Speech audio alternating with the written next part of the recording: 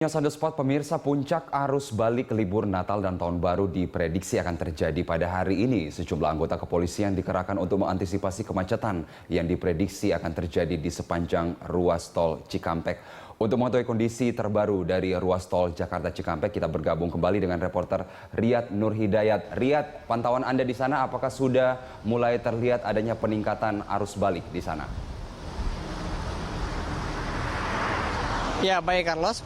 Berdasarkan pantauan saya sejak tadi pagi hingga saat ini di pintu tol Cikarang Utama 3 tidak terlihat penumpukan kendaraan di tol Cikarang Utama 3 ini sejak tadi pagi.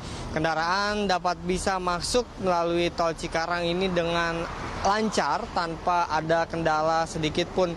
Dan bahkan kendaraan dari arah Cikampek menuju Jakarta juga bisa memacu dengan kecepatan 80 hingga 100 km per jam.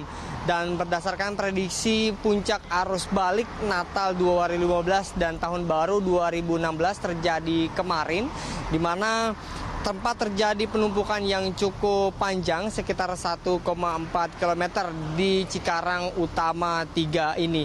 Dan memang seperti biasanya warga DKI Jakarta khususnya ingin memanfaatkan satu hari libur ini untuk beristirahat di rumah karena besok hari merupakan hari pertama masuk libur sekolah di wilayah DKI Jakarta dan sekitarnya. Carlos Michael. Iya, Riyad, lalu kemudian jika terjadi penumpukan begitu yang kita prediksi terjadi pada sore atau petang dan malam nanti, apakah ada jalur alternatif yang disiapkan oleh Jasa Marga dan pihak kepolisian untuk bisa mengurai kemacetan? Ya, baik, untuk mengantisipasi memang jika nanti terjadi kepadatan arus lalu lintas di wilayah Cikarang Utama ini, pihak kepolisian atau dalam hal ini adalah Kementerian Perhubungan juga telah membuka sistem kontraflow atau buka tutup di titik-titik rawan kemacetan yaitu kilometer 65 dan kilometer 50 tol Cikampek menuju arah Jakarta. Sementara ada satu rest area lagi yang menjadi sentral atau menjadi fokus dari Kementerian Perhubungan ini yaitu rest area di kilometer 42 yang nantinya akan dibuka dan ditutup oleh pihak Kementerian Perhubungan untuk melancarkan kendaraan dari arah Cikampek menuju Jakarta. Kementerian juga masih memberlakukan surat edaran berupa larangan pengoperasian kendaraan angkutan barang pada libur Natal dan Tahun Baru ini pada tanggal 30 Desember 2015 hingga 3 Januari 2016.